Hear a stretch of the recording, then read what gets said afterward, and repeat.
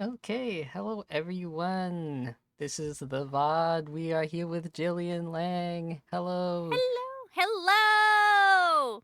I, Oh my gosh, thank you so much for taking the time to talk with me today. I appreciate it oh, very much.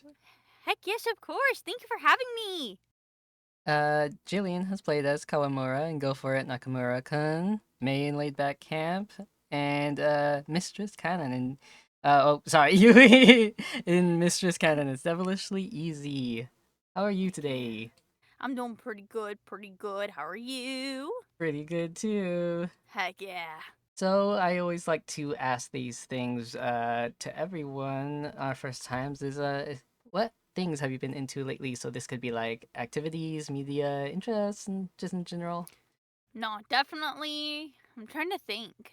Because when I'm not doing voiceover, I'm at the coffee shop I work at. So I'm in some way, shape, or form, I'm always doing something with coffee, which is really fun. I love drinking coffee, Mm. and I specifically work in specialty coffee, so Oh. that's more of the quote unquote higher end. I'm paying $9 for a 12-ounce latte. Whoa. I know, you guys. I understand the pain. I know it all too well, but it should be noted the price is like that because we make our syrups in house. I'm sorry, and we roast our own beans. I'm sorry, Whoa, that's really but cool. it's very cool. It's very cool. I like working in specialty coffee. It's a lot of fun, and like just the knowledge you gain from it. It's really cool to like know about all the processes of how coffee can taste very differently based on like the process, based on where it's from, how it's roasted. There are so many small things that go into having good coffee that I've learned since working there. Because I also used to work at like a drive-through coffee shop, which is much cheaper. And if you want something that's really sweet, I would always recommend going there. But most of the time, I'm just rocking and rolling with the coffee beans. And then lately, I'm trying to think.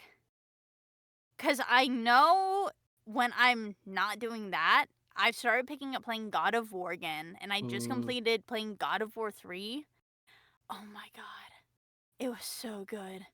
And that was the game I remember playing the most when I was younger. So it was very refreshing to go back and play it again, especially with God of War Lao Fei being announced. Yeah. Ah!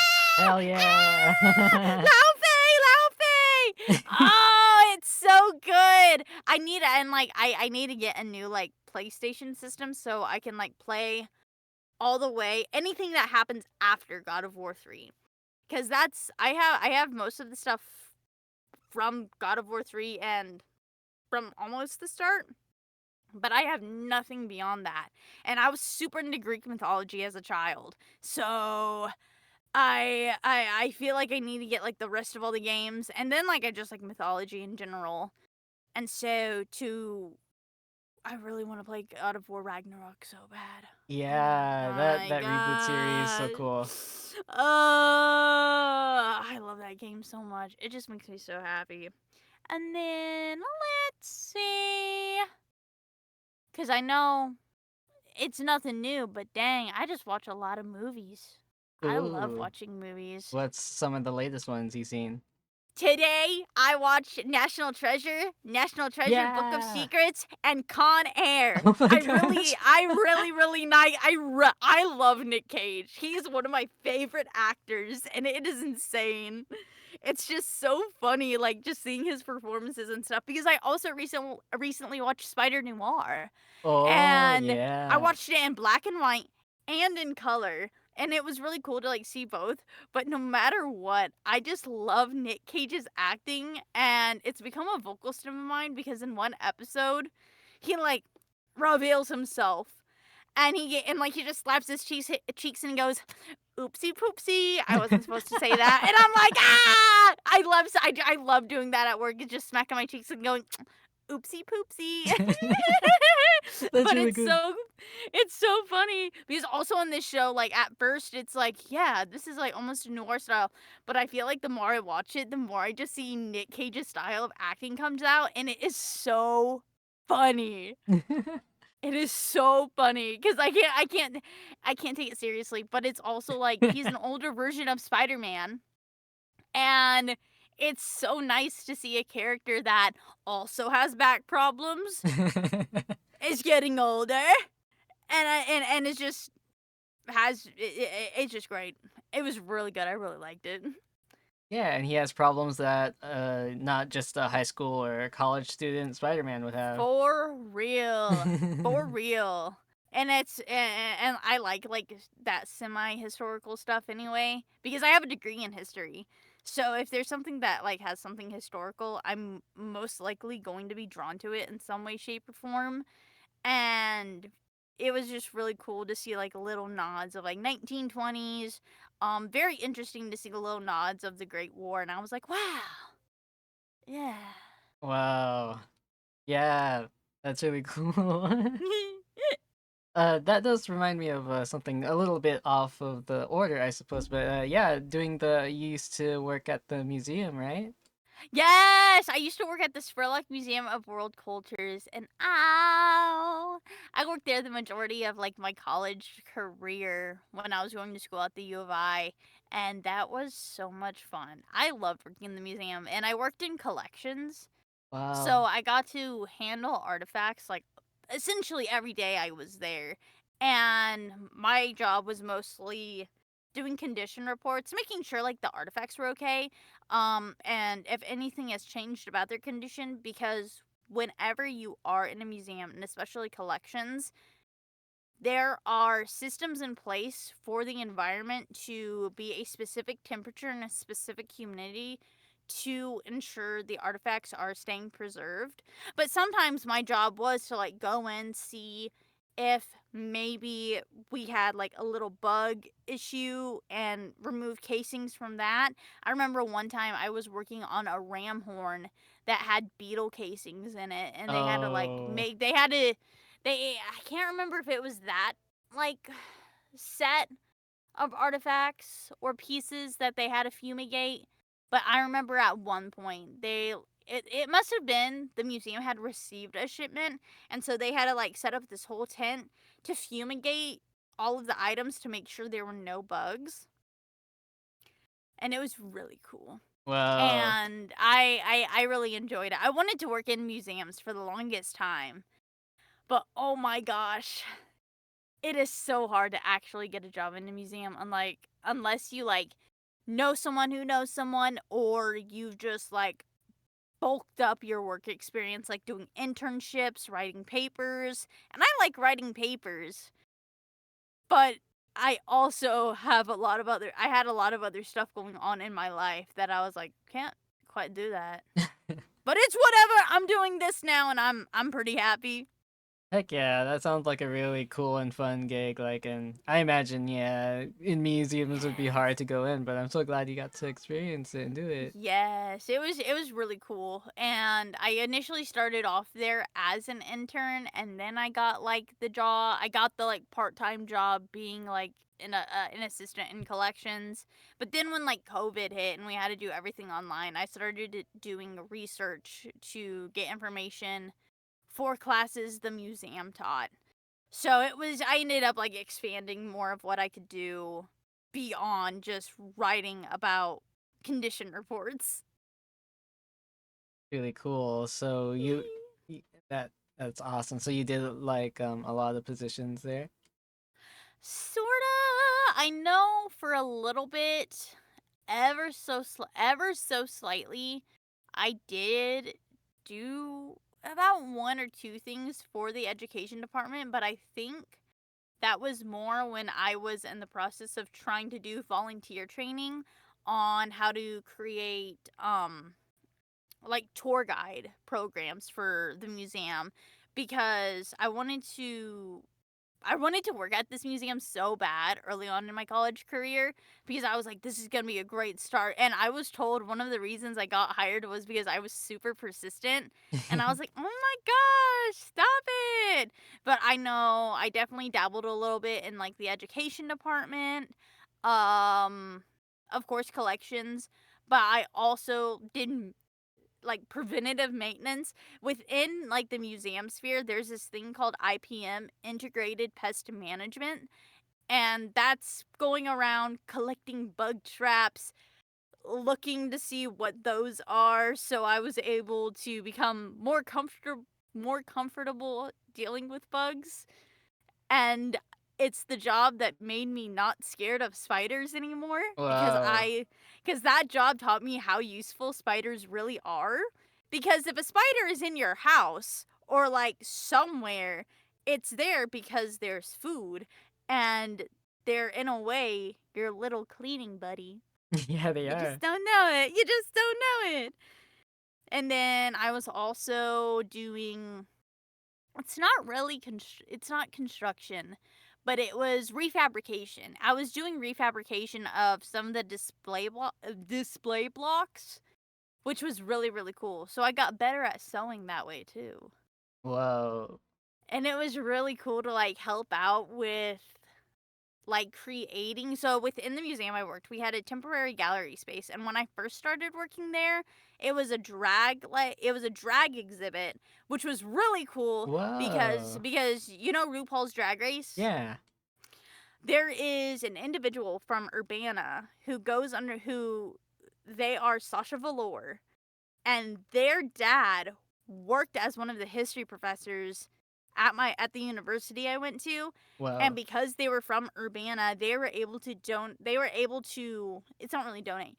They were able to let the museum borrow about one or two pieces of their garments to put on display, and that was really cool. And then I remember the last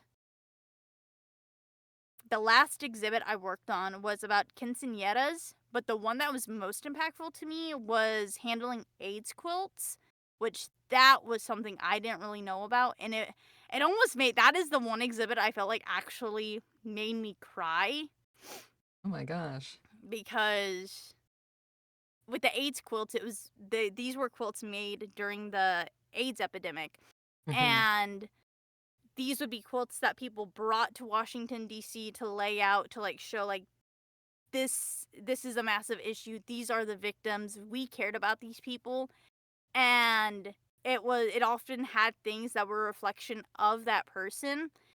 And with the quotes that were on display, it was of people local to Central Illinois, and it was most likely someone had to have known within the area. So that one was definitely very impactful to work on. Oh my gosh, that's like really cool, and like I'm glad that you were able to experience that. That's really important, and I don't think I knew about that either. Yeah, it's crazy. It's something that's very crazy to me how we would get these exhibits up, and so many people would be like, "Oh, I didn't even know this existed." Well, now you do. And it's like you you have you have very mixed feelings. You're happy people are learning, but it also is a reflection of what's not being taught. Mhm. And I'm very I love like doing the acting and everything. I love acting. Also really love educating. And so when I was working there, it made me feel very, I don't know what the word is. It's not quite whole, but it made me feel like I was helping in a way get messages out there like, yes, this happened, and the best way we can move forward and take this experience with us is to talk about it, Yeah. because how else are people going to know if it's not discussed? Yeah, that's so true. Like it's important to bring these topics to the forefront, especially Mhm. like at a place like a museum, where people are Mhm. there to learn and see. Yeah, and like I know sometimes people will think, "Well, I don't think that should be on display. That's just not right." Mm, Unfortunately, that is the reality. It might not be right, but that was the reality. And oftentimes you are confronted with your own bias of something whenever you are introduced to something that goes against what you think is quote unquote right. Hmm. And it was very interesting. Because I also know with the university I went to for the longest time, it wasn't until 2007 they were known as like so they're still my university still goes under like the Illini, but they were using the symbol of a Native American chief. Hmm. Um, but people would not have it. Whenever they heard it was being retired, they're like, "Oh, but we got permission from like the Native Americans to use this." At my university, like this year, I think out of like I want to say it's like over 1,200 students that go there. No, not 1,200, 12,000 students that went there. It's most likely more. From what I saw, it was like 5 Native American students graduating alone. And within the museum, there was there's a whole gallery um on like South America, and within South America, um let me backtrack because I think it's actually just labeled the Americas. Hmm. So it's North and South America. But there were a few things that were brought up in discussions because in museums, there's discussions about how certain things could be displayed. And one of those is models. Do we use like a mannequin model, or do we use this model that has no face, no hands, no actual feet, but we have like a um just a fabric covering them, and then they're wearing the pieces. I learned in a few of my classes that like some people didn't agree with what that museum was doing because it just felt like now you're just not putting an actual represented face. You're just saying this could be anybody. Yeah, that's a good point. And it's very interesting to hear all the different views people have. Hmm. Wow. Yeah, I'm learning a lot about this too. Yeah. Yeah. Yeah, I often forget like how much I actually remember that carries with me the older I get. Like when I start talking about it, I'm like, "Holy cow! Holy cow!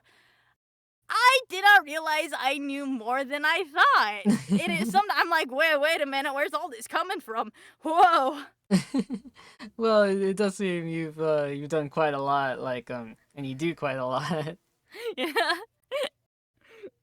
Like so like you mentioned you could do like not just any kind of coffee, but like specialty coffee. You can did you say you like do crafts and stuff?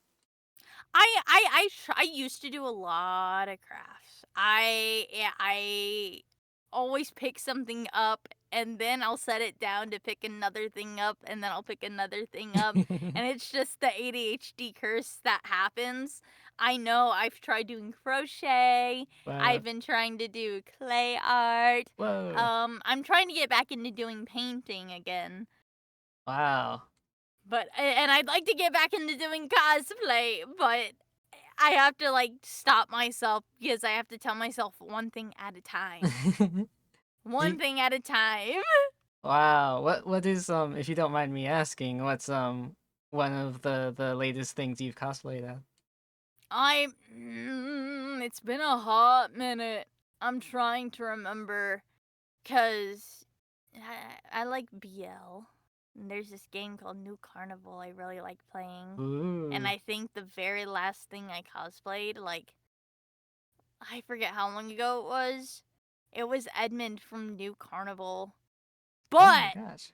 perchance I might be trying to get a cosplay together of Kawamura. Who said that?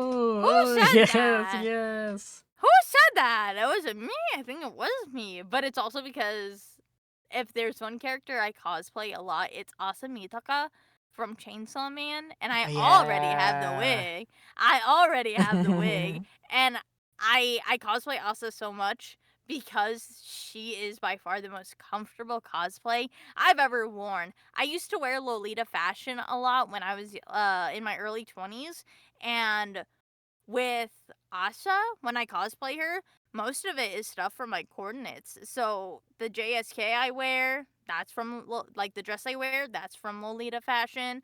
The top I wear for her is like was given to me by a family member, and then the shoes I wear I got I think primarily for wearing like wearing Lolita, and just my normal socks, and I'm just like, dang, I didn't have to spend much. I really only had to buy the wig.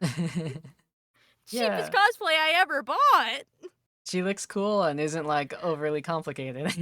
I know! And I'm like, thank God. That is probably like, and like one of the reasons I've like slowly backed away from cosplaying is it just gets very overstimulating to wear, especially in a convention space Mhm. when all the bodies are in there, and then I start thinking too much and feeling how heavy the wig is, and my scalp is being pushed back, and I'm like, I need to get this off of me now. Yeah, especially Get it off of me. the long days if you're there like the whole like weekend or like day for the Oh all the yeah. events. Oh yeah. It's crazy. It's like we go there like the start of the day. By the end of the day, we have like half our costume off. Exactly. It's like I makeup smudged. Only thing you're wearing is the wig cap, or even you've taken the wig cap off and like your hair's just sticking up, and it's like, ugh. Oh You yeah. haven't you haven't drank any water, and you're just slouched against the wall, and you Oh my see the gosh. idol group dancing in the distance, Yeah. and it's just like, yeah. It's an overly specific feeling that I do know. It's very funny. So, yeah. One thing that caught my eye on your profile is it says you're a jellyfish enthusiast. I'd like to Yes. learn more about that. Oh my gosh, yes. So, excuse me. When I was younger, when I was specifically in middle school, that's when I started watching anime. And I remember my parents are divorced, so it was a weekend with my dad, and I couldn't really watch anime at my mom's. I really don't know why. I think it was just like, hey, put on something we're all gonna like at my mom's. But when I was at my dad was very free reign with what I could watch, it felt like. Mhm. So I came across this one show called Princess Jellyfish, and I Oh. have never encountered a series more life changing than that. I ended up watching the whole anime, and when my first job was at Barnes and Noble, and I remember buying, or this could have been before, but I remember buying the first volume of Princess Jellyfish and being like, oh my god, this is so much better than the anime. And at this point, I have all 9 volumes. And as Yeah. much as I love the anime, if it was to get readapted, I would hope to God they followed the plot from the manga, because there are so many interesting characters in it that we don't get to touch base on at all in the anime. And so now, best way to like what I feel like the best way to watch it is like watching the movie, and if I remember right, there is a TV show. But I'm just like, we are literally missing out on so much depth of Tsukimi, and she is a character I relate so much to, like just feeling out of place, feeling like you're not that you're like feeling you're not attractive, so like that way you can't you feel like you can't you feel like people can't have those feelings to you because you feel like you're so out of place. Um but also having a friend group that you feel like you belong with.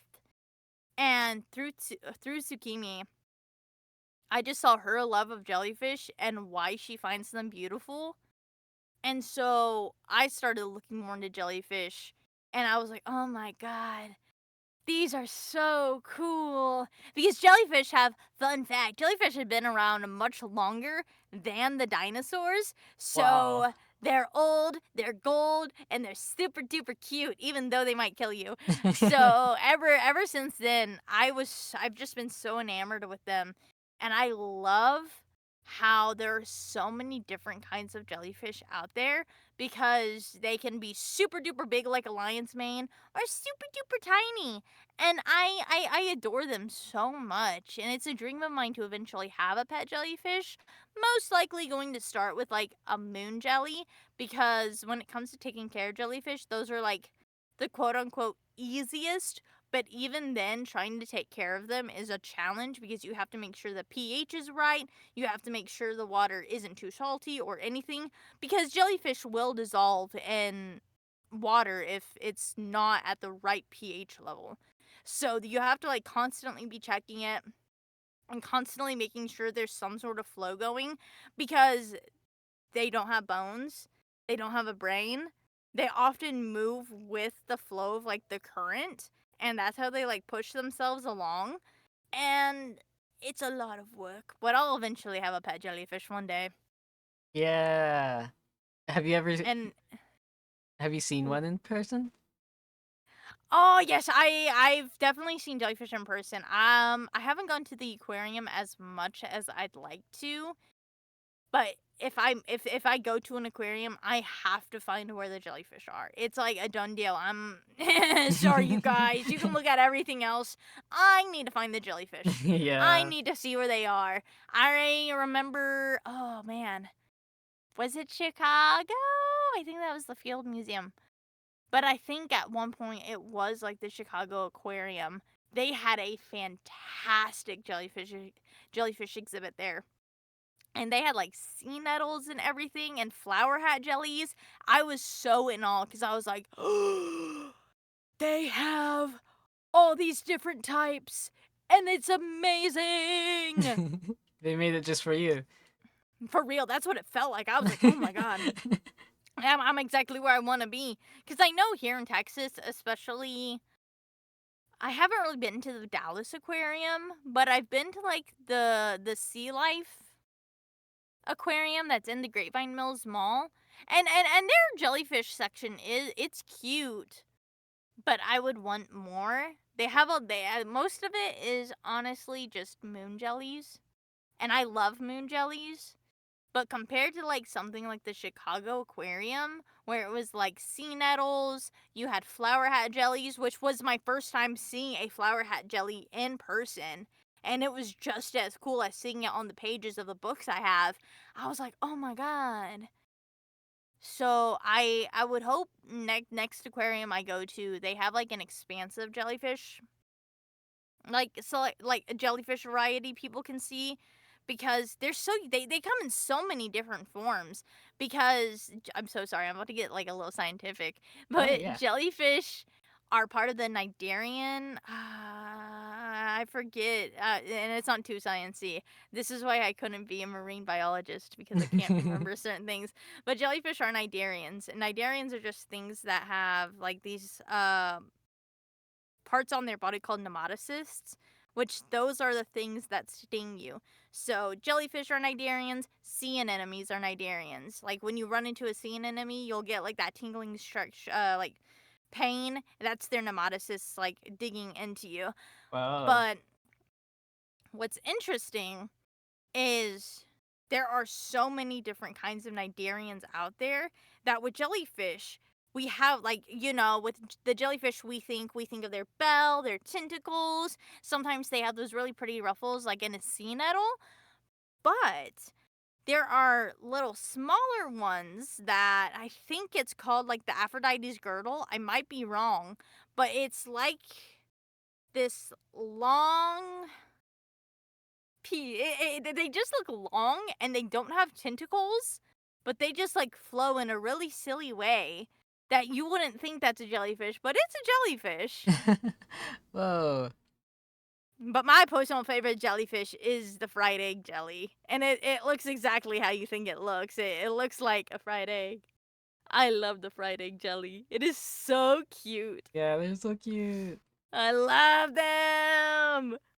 I have to dig it up, but there was this really cool jellyfish cosplay. Like it was a person's OC, and it just looked really beautiful. It was just this handmade jellyfish Yes. costume. I was like, oh my gosh, and they I looked like love it. they look like a I princess, I think. Yes, I love it when people do their own variations of like a jellyfish themed character cuz I love seeing, ooh, what elements are we going to take from what elements are we going to use from jellyfish? And you know, usually you got the hat that resembles the bell and like the tentacles, but also love seeing like, ooh, what kind of jellyfish are you doing? It's so fun. Yeah, it is really fun, like knowing like which the different types of jellyfish that they are and the themes they use to yeah. Yes. Well, thank you. That was a very informative answer. Yes, I like appreciate that very much. no, yeah, that's why I'm like I'll just start yapping when I like sit and think about it. I just start going off and I'm like, "Oh my gosh. Holy cow. Whoa, whoa, whoa, whoa, Jillian, calm down. You're talking way too much." We do love the yapping, especially.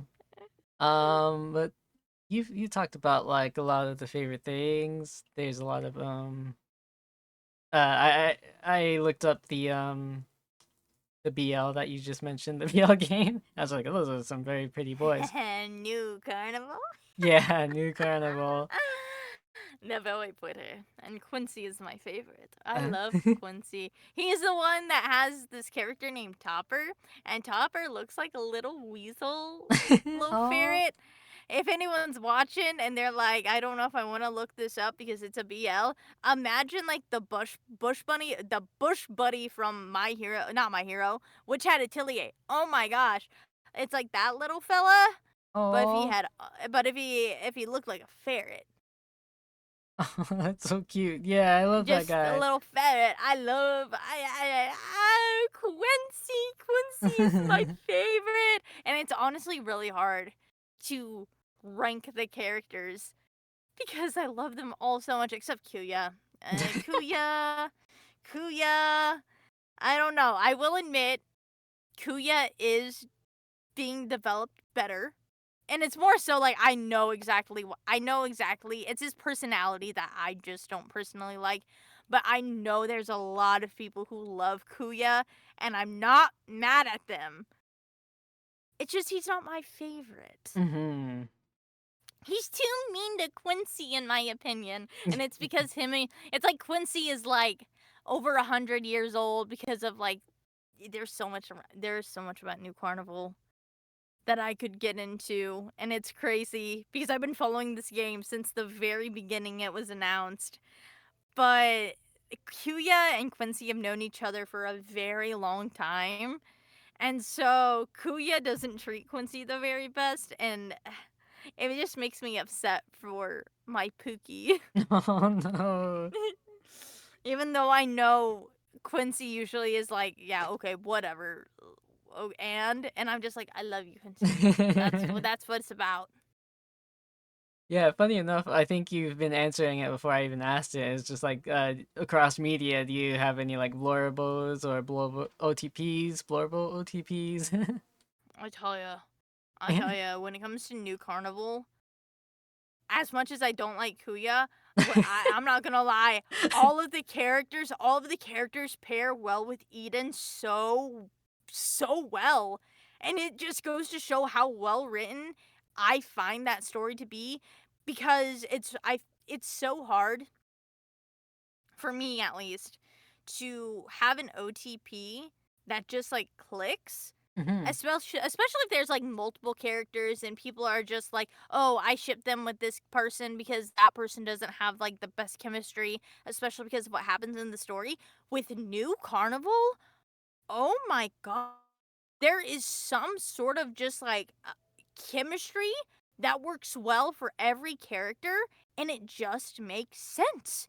And I'm like, whoa, this is amazing. I have never seen something so beautiful in my life. And what I love about New Carnival is there's no quote unquote end game with like any specific character hmm because it all just works out so freaking well. And I'm like, oh my gosh, I'm being fed so. I'm being fed, and I'm not upset that one character is like getting too much attention Because it feels like with that game, the love is spread pretty evenly. Although I will say, I'll never forget that someone on the new Carnival Reddit, it was like a year or so ago, they made a like for the characters, and this character named Morve was at the very bottom, and that made me sad because I Oh, love Morve, and he's not really part of like the main cast. Him and this character named Aster are familiars to the Grandmaster. The Grandmaster was named Huey, but then I'm not gonna spoil anything. But the Grandmaster disappeared, and here's Eden, who has like the Grandmaster's essence. Oh my gosh! And so Aster and Morve know that he's related to the original Grandmaster in some way, shape, or form. But they're not a part of like the main cast. They're just the familiars. But this popularity poll showed that Morve was the least voted character. And his uh, voice actor found out and was so sad. no. And it was like, no, don't be sad. I literally love Morve. And I'll never forget that when I was recording for an episode of Go For It Nakamura, it was the one where it was the collaboration cafe and it was all about BL, I was laughing in the booth because New Carnival does like a collaboration cafe. Oh my gosh, like maybe 3 times a year. They do collaboration cafes a lot. And if you want to talk about a voice actor that is dedicated to a character they voice, Morve's voice actor, I don't know if I can ever surpass him because that guy has so much merch of his own character that he brings to these collaboration cafes and takes photos with that I am jealous of him because I want to do that. Oh my gosh, that's really cool. It's so cool. But like when it comes to just New Carnival in general, that is the one game where like I see people like post about their OTPs for it and I'm like it works. Your view of it works. Cuz I know especially when you get outside of it, and this is me from my experience, having mostly known like Nitro Chiral visual novels like Dramatical Murder, Sweet Pool, Tokei no Nochi. The people can get vicious Yeah. on who you ship, and I often stayed away from interacting with like that sphere. Like I'll still interact like with some of like the art I see because I don't ship characters a whole lot. Like a cute art, I'm going to be like, "Oh, that's so adorable." But then I'll sometimes see people going at each other's throats like, actually, don't you remember that this character did that to this character? That Mm. just doesn't make sense." And I'm like, "Whoa, dog. Let's take a chill pill. Let's take a chill pill." We all played the same psychological horror boys love game. Yeah, Everyone exactly. did not. Everyone treated each other in a very strange way. Let's take a chill pill. Also, I need people to look up if they don't know New Carnival Morve. I have no idea how they are at the bottom of any chart, actually. He's so cute. He's so cute and he's so precious and I absolutely adored his birthday art this year. Oh my god. Oh, I wish he just got I would and luckily people do love him. But gosh, he needs to be loved more. Yes. So earlier we talked about like the different things you've been working on, like at the coffee shop and the specialty coffee shop, which sounds extremely cool. And I need to go to Yes. more specialty ones. And so what was it like having different outlets of like for voice acting, especially like, or just acting and overall like doing stage, which I found really cool and like animation. No, yes. So definitely when I was first starting out doing voiceover, I can tell in like my old auditions, my experience was like in a way more for like on stage. It wasn't like too crazy and like superfluous because I still like held myself back. But the more I started doing voice acting, I was able to connect with certain things I had learned doing on stage. One of my biggest things I do, I'm extremely physical when I am in the booth. Whenever I'm recording something, I have a tendency to very much get in the stance I feel like the character will be in and say my lines like that. I'll add a little bit of ad lib here and there, a little like pre-life, but then, like, when it's something on stage, you've had time to rehearse that over and over and over and over and over again, and especially with on stage, because it's for, like, an in-person audience, you do have to be more grand with your physical emotions because they're seeing that in real life. But sometimes if you're on stage without a mic, you have to know how to project your voice, but not sound like you're yelling, which was something I'm still trying to have to learn myself because sometimes I will just yell behind the mic and it peaks and I'm like, "Whoa, back up, back up." But lately I've also started doing on-camera acting, and that has definitely been one of the harder things for me to do because I'm so used to being very expressive with everything I do behind the mic, very expressive in with the things I do on stage, that when it's on camera, if it's something that is you're just supposed to be normal, doing your everyday thing, it's very strange because you just got to do what you like normally do because you have to act like that camera is not in front of you. You have to act like this is just your everyday thing. You can't be too crazy about your like facial expressions, about the hand gestures you do. It's very much more dialed back unless the director wants it. Like, yeah, I know I was recently on set for something that's being shot in like the DFW area, and I low key did feel out of place because the people I like it was for like a lot of extra stuff, but I felt so awkward because I'm so used to being very expressive with everything I do, and these people were the most laid back people I've ever seen, and I'm like, "Oh my gosh, I need to like be as chill as I can be right now." Yeah, that makes sense because whenever you're on stage, they tell you exaggerate the movement. People can't see you unless you do that. Yes. And I'm just like, "Oh my god, this is very new." So, but luckily I'm always taking something from those experiences to carry with me for later down the line because in the end I'm an actor, Mhm. and the cool thing I find about this job is seeing how versatile you do end up becoming, because behind the mic I can be super duper expressive doing all these like weird silly super silly voices, but then if it's like on stage or on camera, I can't really do that sort of thing.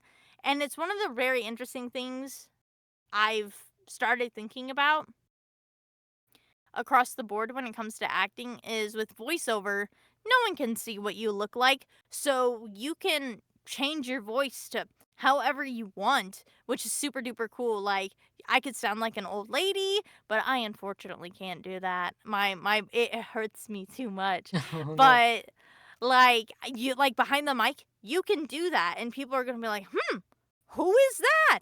But if you're doing something in person, you're not going to really be able to do something like that unless it's like maybe like an exaggeration. Like I know like with the Adams family, sometimes people will be cast as like the mama and that sort of thing. But then like if it's on camera, you're probably not going to be cast as a grandma unless like, oh, all of a sudden you're going undercover and you have to have this grandma persona. But it's all very interesting how different it is across the board, but also seeing how it is alike when you put everything together and you utilize what you've learned. It's all ever so interesting. And I'm learning as I go. The whole on camera thing is so new to me that I still get nervous, like, "Oh my god, what if I mess this up?" Because I'm not nervous when I do voiceover. I'm a little nervous when I do stage because at this point, even though I've done, like, a few stage things, well, it was more like I have 10 years experience doing on stage work, Whoa. but it's more so just, like, I started acting when I was younger, but because I'm from a very small town, I was only able to maybe act, uh, once here and there and take classes here and there. It wasn't until, like, college I was able to do it semi-consistently until COVID hit, and then that's when I picked up doing voice acting, but because I've been voice acting the most consistently, that is what I am the most comfortable doing. Yeah, that makes sense. Yeah. I'm glad they got to do a lot of like keep that up from like remote Oh, opportunities. yeah. Oh, yeah. Very nice, and I felt like I started voice acting at a pretty good time, but then again, when people are starting to voice act, I honestly feel like any time is a good time because you never know. You Yeah. never know. That reminds me, I also went through your how to be a voice actor, or so you want to be a voice actor. Yes. It was really cool. I love the you did it Thank so well. It's just you. like nice, concise, and really good advice. Thank you. Yes, I was really nervous making that because I made it when I was a guest at U Icon earlier this year. And it was their second year having an anime convention, but I really wanted to do a panel about voiceover. And ultimately, there's no right way on how you can get into voiceover, but I thought that if I could just give like the simple basics of where to go, what you need, and what to do, I feel like it was like a good a good stepping stone because like I said, there is no right way to do it, but I just wanted to be able to provide information for people who were asking where can I find this information. Yeah, and a lot of advice I hear is just like if you want to do voice acting, then like do voice acting. Like audition for a lot of things, practice a lot. Yes. Yes, and that was definitely one thing I wanted to like let people know is you don't have to have like the most expensive the most expensive things, the most expensive equipment right out the gate cuz ultimately we are actors. We get hired because of our acting. We Mhm. don't really necessarily get hired because of our audio engineering. There are voice actors out there who do know how to do audio engineering, but I find that first and foremost, we are hired because of our acting. And so I find it's important to get as much practice acting in as you can. I remember someone asked me at my panel was what is the best what is one way to invest in becoming a voice actor, and I was like acting. You can spend all this money on this fancy equipment. You might know how to use it, but what's going to matter is your ability to give a delivery.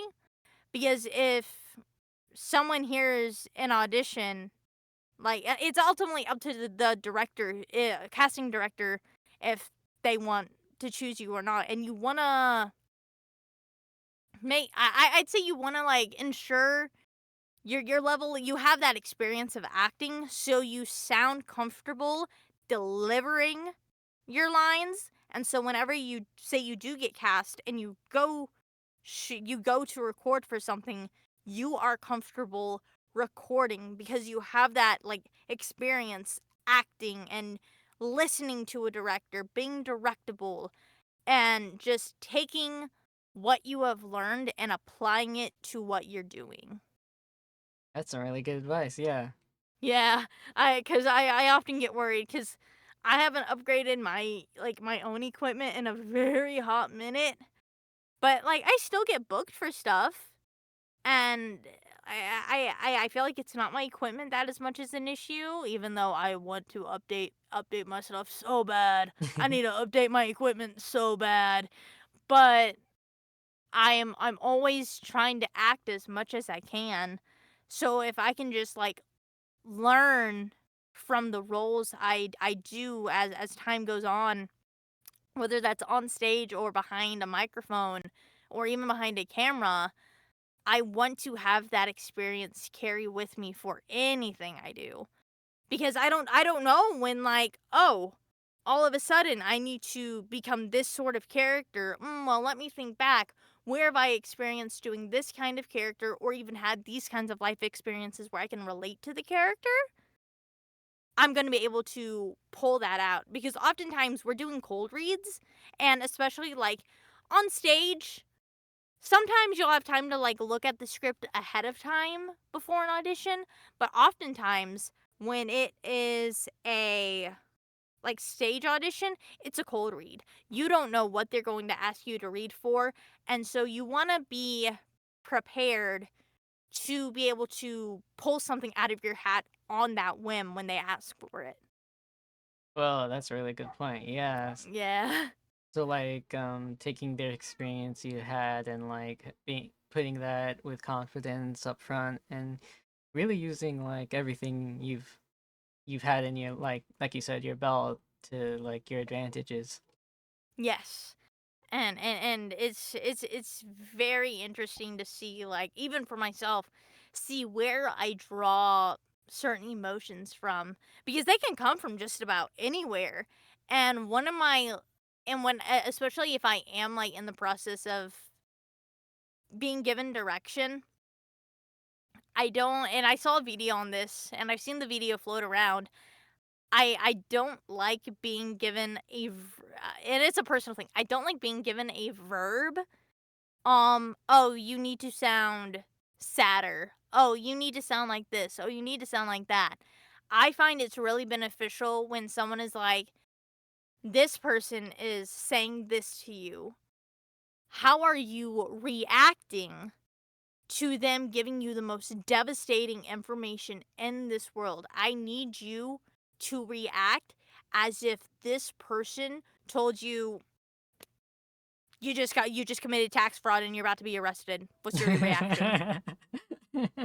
uh, Like what you and I feel like you get more of a more raw emotion when it's more of a description than just like a simple verb. yeah, And and, exactly. and and it's sort of those kinds of things like that, like being able to pull from your experience or just like, oh well, I just committed tax fraud. What do you mean I just committed tax fraud? I paid my taxes on time. I didn't lie. Oh, I put the wrong zero. Oopsie. And it's just like being able to like feel like you can do that on a whim confidently, especially when it's like doing an audition, whether that's in person. And luckily, although with some voiceover stuff, you are able to sort of rehearse ahead of time, unless it's like a very, very deadline. Oh, this audition is due the next day. Well, yeah, Yeah. that's really cool. Yeah, learning the motivations of the character at the time and like using your experiences to emphasize it. Yeah. And eventually, like, if you do get cast for something over time, during that process you are recording for that character, you're still going to be able to make that character your own. You're going to find where you relate to that character in certain bits and pieces and allow yourself to become one with them and connect to them on a deeper level so you can give more of I'm trying to think of the word. Because you can still like some of a more authentic performance when you have like a deeper level of connection with yourself and a character. Yeah, I like that word authentic because one advice I've heard at a panel before too was like experience life, like just going through life and you get all these kind of experiences and it could really help you depending on which roles you want to aim for. Yeah, exactly. And just to be it's it's also easier to be authentic because it low key makes your job a little bit it makes the job a little bit easy it makes your job a little bit easier because now you're not as stressed out of trying to come up with certain situations or anything. Like say I have to record for a character that's really upset with another character. I've been dealt a wrong hand by friends in the past. I oftentimes when I'm like doing those auditions, I just drag up those memories and just envision I'm saying that stuff to them. And then I go back and listen and I'm like, damn, I'm a bitch. Oh, I'm like, damn. It's crazy. I'm like, whoa, didn't know I had that in me. Like I know I recorded a new demo reel that's still being worked on, and one of them is like a bully slot, and I just remembered like when I was like recording that, envisioning like how I would feel if I was sort of saying the stuff to like the people who I have like don't talk to anymore, but sort of did me dirty when I was in high school. I'm like, oh, dang. Oh, so vicious. Ooh, that sounds good. I cannot wait to hear that then. I'm excited. I'm so excited because I haven't had a chance to like there are certain roles I feel like I haven't had a chance to like fully step into, even though I know I'm able to do them. And I'm hoping this demo reel like gets across like these are the things I can confidently do, and I hope you like it, everyone. Are there like some you'd like to share with us other than that one? Yeah, I know like there's like the bully. And then, of course, there's like the high bubbly character. That's like my character that's in my wheelhouse. And it's one of the reasons why I'm like, I'm not surprised I get cast for such high energy characters because I naturally talk really fast. My voice is naturally very high in register. My voice is very up and down oftentimes when I speak. And then, like, when I think about my customer service voice when I'm at work, I'm like, wow, yeah, I see why I get cast as these very high speaking characters. But then, like, if there's something a lot of people I've noticed a lot of people have complimented me on, especially when I've gone in to like record at the studio, it's me being able to do like a younger boy voice, like just a child, who's a boy. And I've only been able to do that a few times. But based off of the reaction I've gotten and some of the things people have said about like, "Oh, yeah, I'm surprised you're not being called in more to record for these kinds of characters." I'm like, "Well, I'll slap that on the demo reel." Oh, heck yeah. So like with my new demo reel, the biggest thing I wanted to focus on was showcasing characters I feel like I've consistently been booking. So, more of like that little boy voice. Definitely that high end, like, oh my gosh, I'm your BFF. Higher pitched characters that are like super silly, super whimsy. But then, like, one of my favorite things to do when I'm recording stuff is crying. I love crying. It is such a fun emotion to do.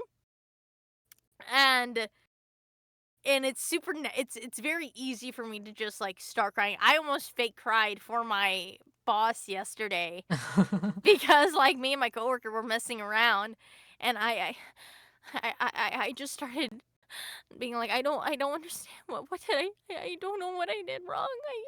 I'm really trying, and Oh like my my gosh. manager was so confounded. My manager was like taken aback. She was like, oh my god, Wow, like oh my the way gosh. like the voice. Oh my gosh. Yeah, and it's very easy for me to just like it's an emotion I have the easiest time doing because it just comes naturally to me.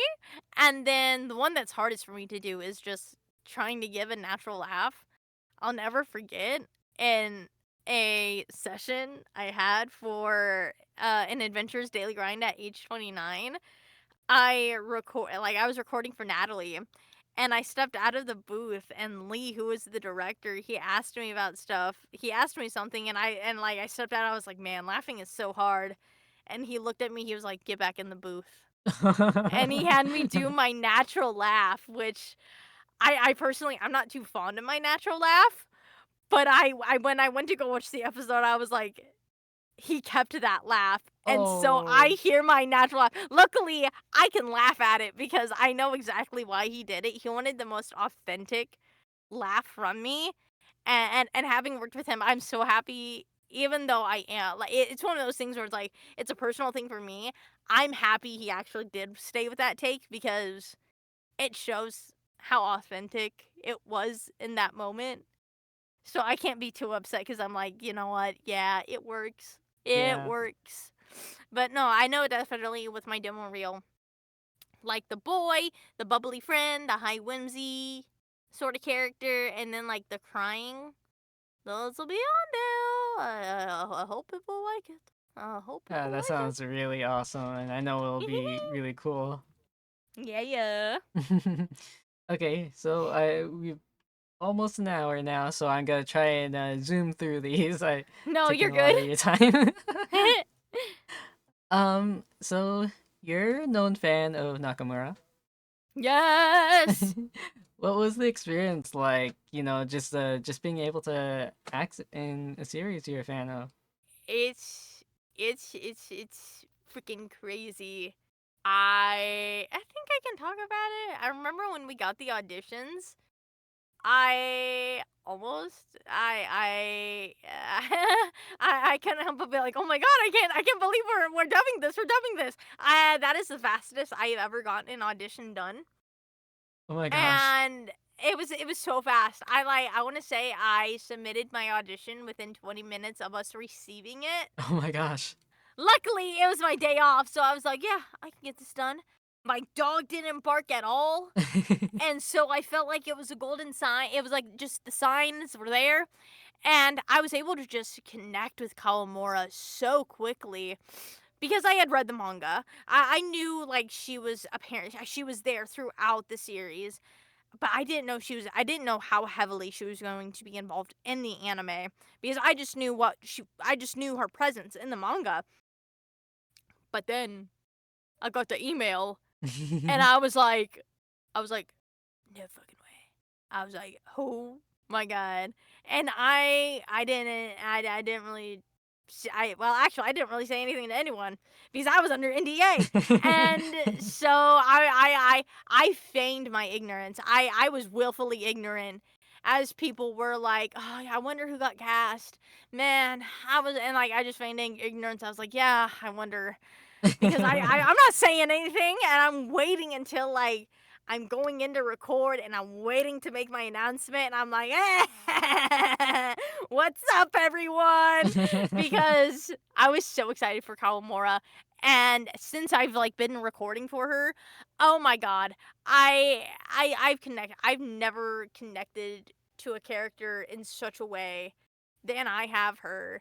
And I'm looking forward to like connecting more with characters like her in the future. Um God, she is just high school me to almost a T. It's insane. So I love recording for Kawamura. She is such a fun character, and I wish I was just as artistic as she is. Because man, I too would be drawing my BL ships all over the place. I Yeah, love her. with how much we were talking about it earlier, yeah, you are totally into I love sync. I like BL. What can I say? I still need to find more Yuri series though. I don't discriminate.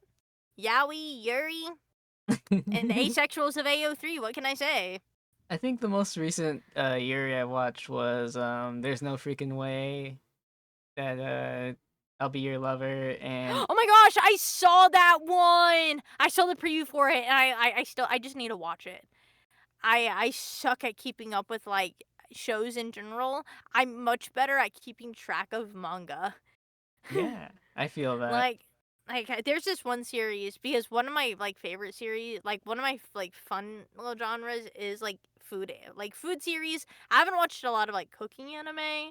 Sue me, I'm sorry. But like I like seeing series about food because, like, in a way, food connects everyone together, whether it's across cultures or just like having a sit down meal with each other. But there's this one Yuri series called, I think if I remember right, it's called She Cooks, She Eats. And it's just about sweet couple. One of them cooks, the other eats, and it's very wholesome. And I'm like, oh my god, this is so sweet. I think I heard about that one. Yeah, I really Yes. need to get into it, especially now. Yeah, and like anytime I go to like Kinokuniya, I see like I always go to the LGBTQ plus section. One to Yeah, see if like, hey, do we have any more asexual manga out? please. Any ace any more ace representation, y'all? Because I feel like I've only gotten like the few cool like the few actual ones that are pretty explicit with the representation, and those are oh my gosh, I'm literally forgetting the name of them even though they're on my shelves right now. But I think one of them is called I Want to Be a Wall, and that one's about like an asexual fujoshi who married her gay best friend, and it's essentially a lavender marriage. But like she just wants her best friend to be happy, even if that means like find your man. And then the other one, man, I gotta look it up because it's so good. But it's the most is this love? I think that's is this love asexual manga. I'm seeing if that's the name. Is Love the Answer? The manga is called Is Love the Answer, and it's very well with the asexual representation in that. I think I heard of that one too. I really need to check that one out. Yeah, that one's pretty good. But it's about I'm usually over in like that section anytime I go to like Kinokuniya, whether it's looking at Yaoi, looking at Yuri, seeing like what's gonna pull my eye today. I need to go to a place with a specific section for that because that sounds amazing. Yeah, and Kinokuniya, they're always switching the layout around, so I'm like always having to like go to different areas of like the store to find where it's at. I'm like, you guys, where to go? So earlier you brought up cooking series. Do you have like any favorites?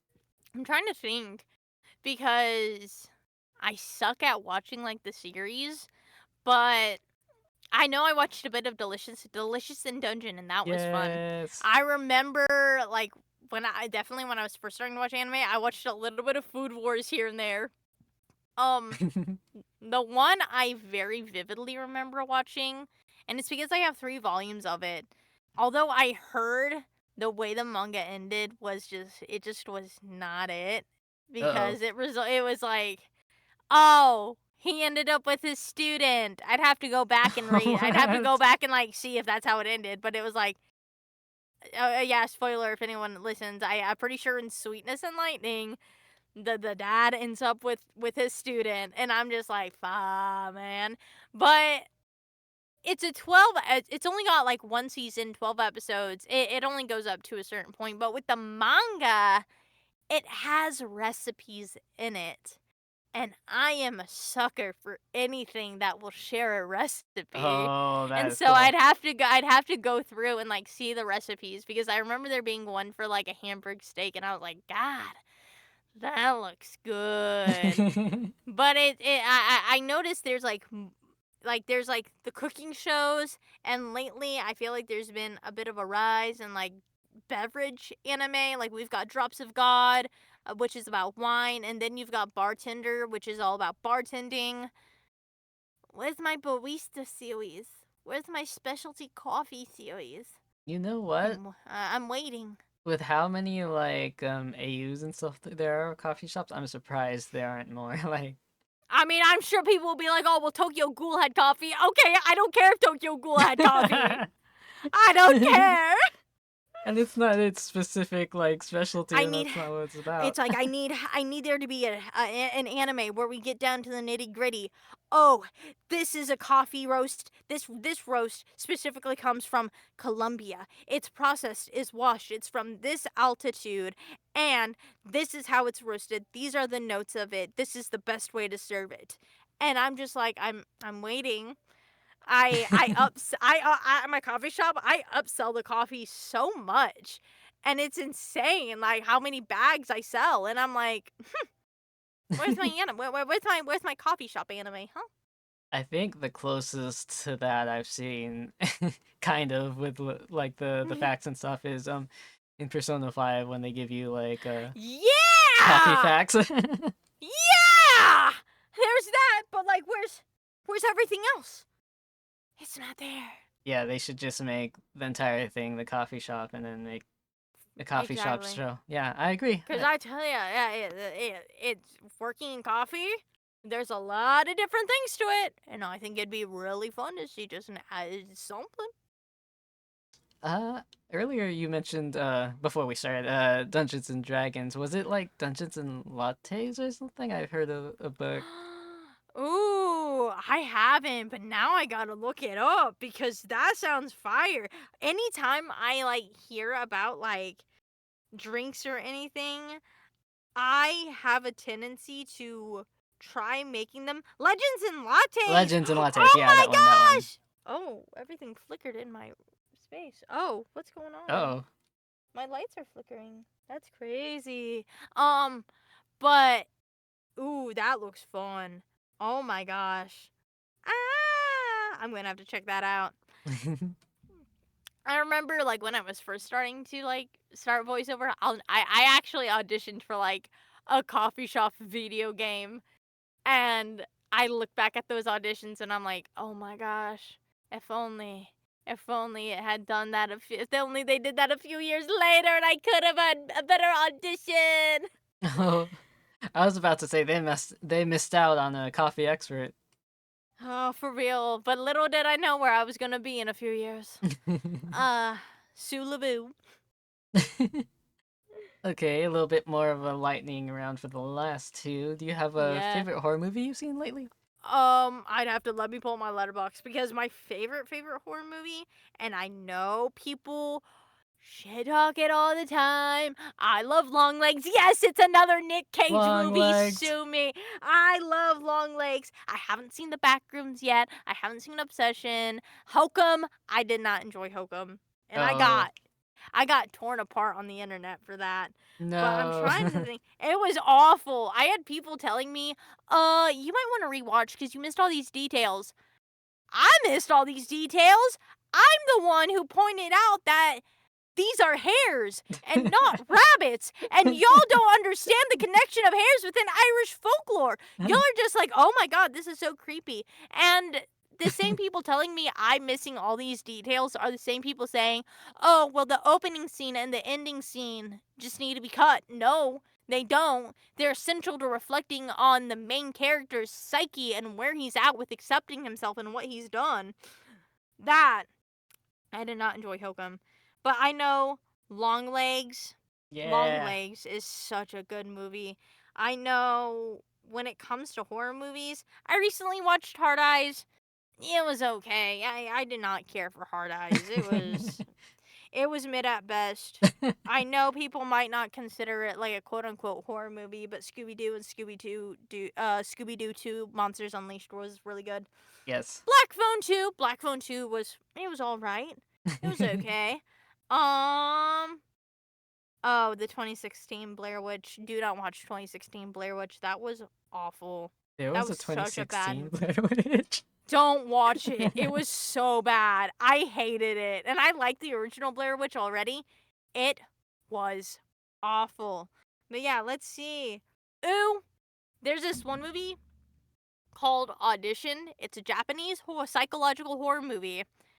I got to go to a showing of that at the Texas Theater, and they had the actress from Audition there. Oh So it my was god. super. That was, oh my gosh, that was so freaking cool because she also showcased her directorial debut in North America. So she's doing more directorial stuff. Along with showing Audition, I was a part of the first North American audience to see her directorial debut called Visual Album, and Whoa. that was sick.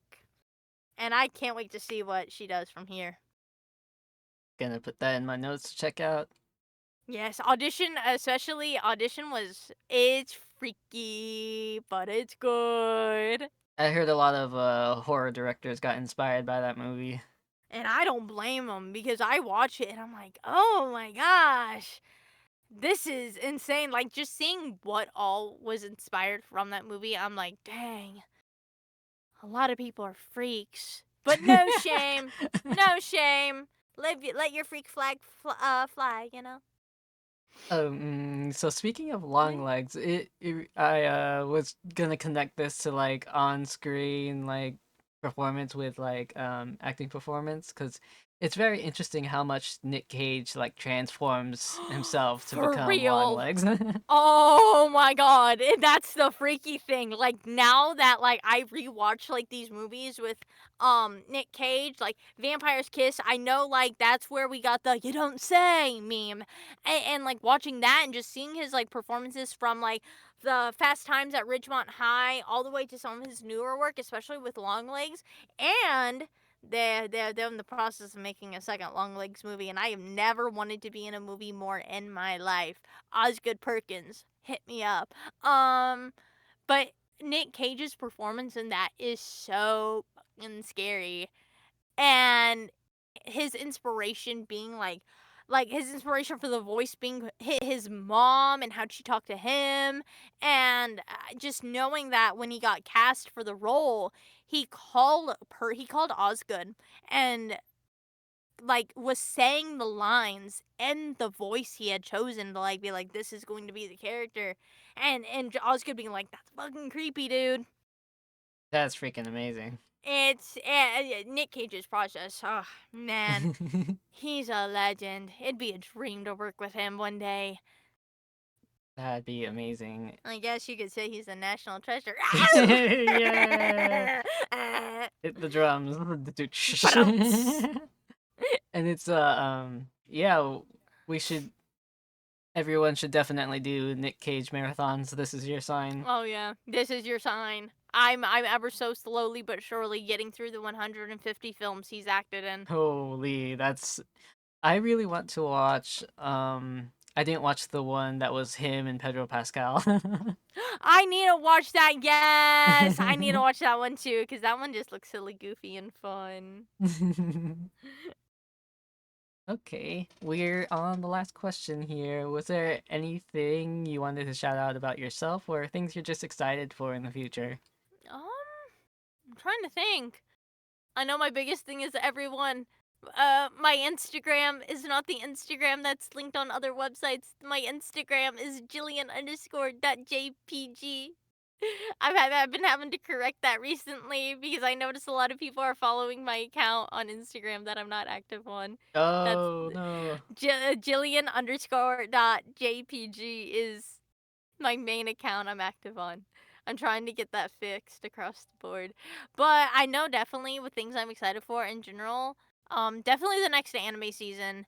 I'm very excited for Kaiju Girl Caramelized just because like Speaka Aoki slash who I've always known as Naki Ringo, that was the very first person I followed on Twitter when I joined in 2016. Oh my Oh my gosh. god, to see one of their works get an anime adaptation. Oh my god, and it looks cute and it's adorable. And for those who are wondering, that's who my profile picture is of. It's Koro from Kaiju Girl Caramelize. She's the main character. I I can't wait for this show. Oh my gosh. I'm so And then excited.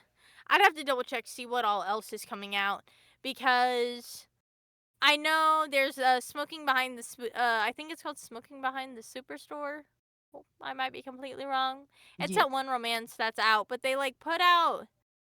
It's very interesting how they put that one out, where it was like first 6 episodes, but it's all like cut in half.